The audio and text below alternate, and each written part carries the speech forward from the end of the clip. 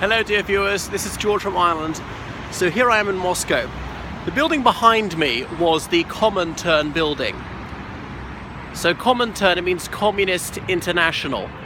And this was founded in 1918 here in Moscow, which was just after the Soviets moved the capital to here.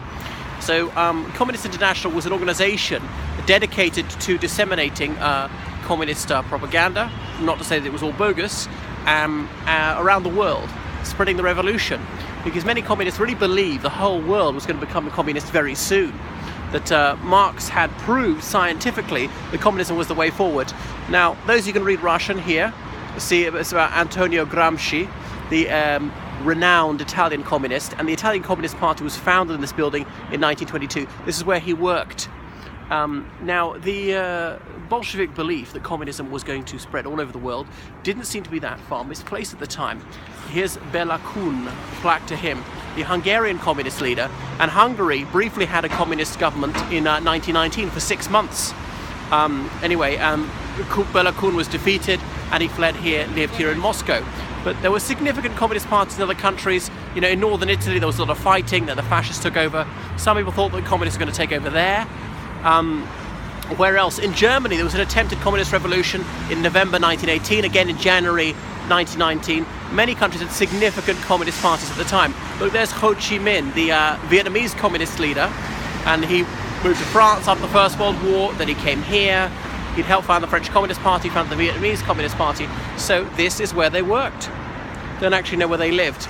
So it's worth remembering that for many people around the world, for hundreds of millions of people, right up until till 1989, Moscow was the center of the world.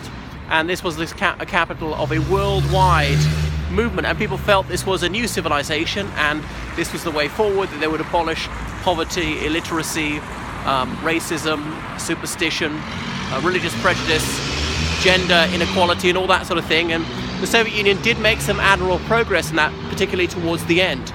So that is the Comintern building, which is unfortunately not open anymore. Comintern was wound up in 1942 because in the middle of the Second World War, the Soviet Union was an ally of these Western countries, and the USSR did not wish to appear threatening to Western governments. The man who was briefly head of Comintern was Georgy Zinoviev, a rival of Stalin's, later executed by him, and that's why there was the Zinoviev telegram in 1924, which swung the 1924 general election in the United Kingdom against Labour. And there was always heated debate about, was that a hoax or was it genuine? Was Zinoviev saying that the Labour Party should lead a communist revolution, or perhaps some right-wingers in MI5 forged it to discredit Labour?